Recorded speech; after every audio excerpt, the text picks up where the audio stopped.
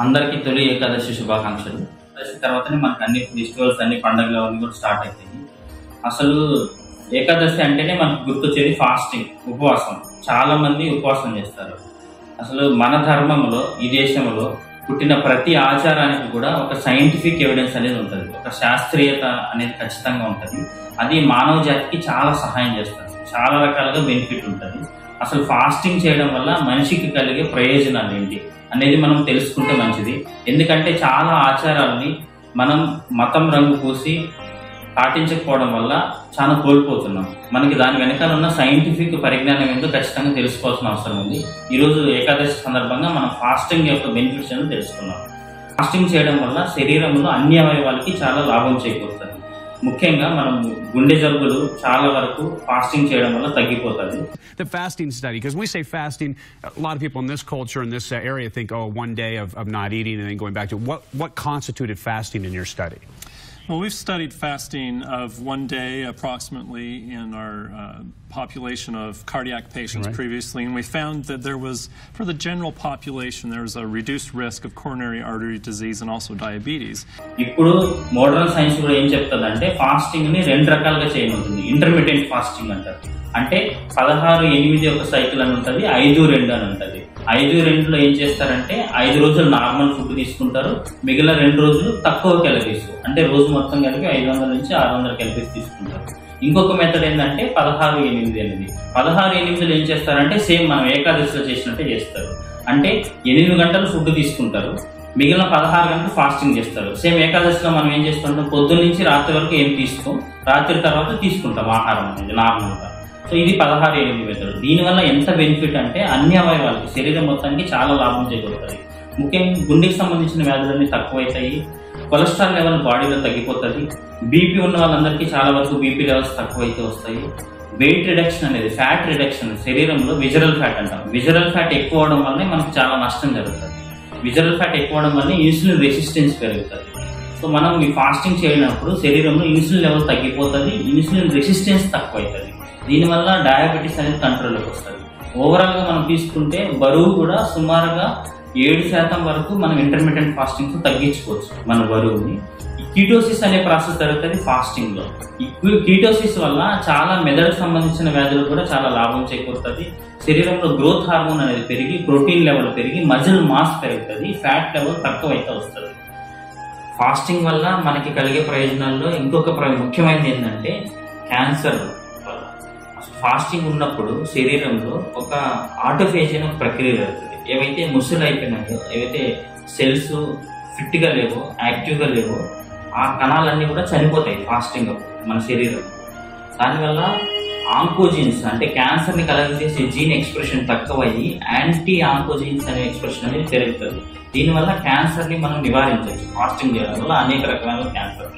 మనము ఫాస్టింగ్ లేకుండా ఇంటర్మీడియట్ గా ప్రతిదీ కూడా జంక్ ఫుడ్ తీసుకుంటా ఉంటారు చాలా సార్లు. యూజువల్ గా మనం ఏం చేస్తుంటాం, 8 అవర్స్ ఒకసారి రోజుకి 3 times మీల్ తీసుకుంటా కంటిన్యూస్ గా మధ్యలో స్నాకింగ్ జరుగుతూ ఉంటది. అంటే ఏదో ఒక స్నాక్ తీసుకుంటూ ఉంటాం. దీనివల్ల ఏం జరుగుతుందంటే ప్యాంక్రియాస్ మీద చాలా హ్యూజ్ బర్డన్ పడుతుంది, డైజెషన్ సిస్టమ్ మీద కూడా. సో ఫాస్టింగ్ అనేది ఒక క్లెన్సింగ్ ప్రాసెస్, ఇది డీటాక్సిఫికేషన్ ప్రాసెస్, శరీరంలో ఉన్న మలినాలన్నీ తీసేసే ప్రక్రియ ఫాస్టింగ్ అనేది. దీనివల్ల జీవితకాలం కూడా మనకు పెరుగుతుంది, ఏజింగ్ ఫినామినా అనేది కూడా తక్కువ అవుతుంది. ఫాస్టింగ్ ఉన్నప్పుడు ఆక్సిడేషన్ స్ట్రెస్ తక్కువయ్యి, ఫ్రీ రాడికల్ రిలీజ్ తక్కువయ్యి, శరీరం అనేది హెల్తీగా ఉండి జీవితకాలం పెరుగుతుంది, లైఫ్ స్పాన్ కూడా పెరుగుతుంది. ఇంకొక మెయిన్ ప్రధానమైన ఏంటంటే ఫాస్టింగ్ బెనిఫిట్స్ బ్రెయిన్ కి సంబంధించి అనేక రకమైన వ్యాధులన్నింటినీ కూడా ఫాస్టింగ్ వల్ల బ్రెయిన్ కి సంబంధించిన వ్యాధులు రాకుండా ఉంటాయి. అల్జీమర్స్ లాంటివి, కొన్ని రకాల ఫిట్స్ కూడా కీటోజెనిక్ డైట్ అనేది ఇస్తూ ఉంటాం ఈ కీటోసిస్ అనే ప్రాసెస్ వల్ల. దీని గురించి డీటెయిల్ గా మనం మన ప్రముఖ న్యూరాలజిస్ట్ డాక్టర్ నరేష్ తండేల గారు ఉన్నారు, వారిని అడిగి తెలుసుకోండి. నమస్తే సార్. ఉపవాసానికి చాలా శాస్త్రీయత ఉంది. ఈ ఉపవాసం వల్ల మన జీవక్రియల్లో చాలా మార్పులు జరిగి మన శరీరం మీద ఎన్నో మంచి ప్రభావాలను తీసుకొస్తుంది. ఉదాహరణకి మెటబాలిక్ సిండ్రోమ్ అంటే సింపుల్గా మెటబాలిక్ సిండ్రోమ్ అంటే ఏమిటంటే ఊబకాయము, బీపీ, షుగరు మరియు రక్తంలో కొలెస్ట్రాల్ లెవెల్ పెరగడం, ఈ 4కి కలిపి ఒకే ఒక మందు సింపుల్ గా కాస్ట్ ఎఫెక్టివ్ గా ఏముందంటే ఈ ఉపవాసం. ఈ ఉపవాసం వల్ల ఈ మెటబాలిక్ సిండ్రోమ్ యొక్క ప్రభావం మెదడు మరియు గుండె జబ్బుల మీద ఉండే ప్రభావాన్ని చాలా వరకు తగ్గిస్తుంది. రెండవది ఏంటంటే చాలా రకాలైనటువంటి నాడీ సంబంధిత రుగ్మతలు, ఫర్ ఎగ్జాంపుల్ ఫిట్స్, మూర్ఛ వ్యాధి. ఈ మూర్ఛ వ్యాధిలో ఈ ఉపవాసం వల్ల కీటోసిస్ అనే ప్రక్రియ మొదలయ్యి దానివల్ల బీటా హైడ్రాక్సీ బ్యూటరేట్ అనే పదార్థం రక్తంలో పెరుగుతుంది. ఇది ఒక యాంటీ ఎపిలెప్టోజెనిక్, అంటే మూర్ఛ వ్యాధిని నిరోధించగలిగే శక్తి ఉన్నటువంటి పదార్థం.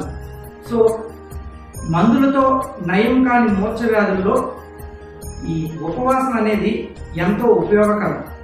ఇదే కాకుండా కొన్ని క్రానిక్ న్యూరో డీజనరేటివ్ డిసీజెస్, అంటే వయసుతో పాటు వచ్చే నరాల సంబంధిత వ్యాధులు, అల్జీమర్ జబ్బు, పార్కిన్సన్ జబ్బు, ఇలాంటి వ్యాధుల్లో బ్రెయిన్ డిరైవ్డ్ న్యూరోట్రోఫిక్ ఫ్యాక్టర్ అనేటటువంటి ఒక పదార్థం తగ్గడం వల్ల వస్తున్నాయి.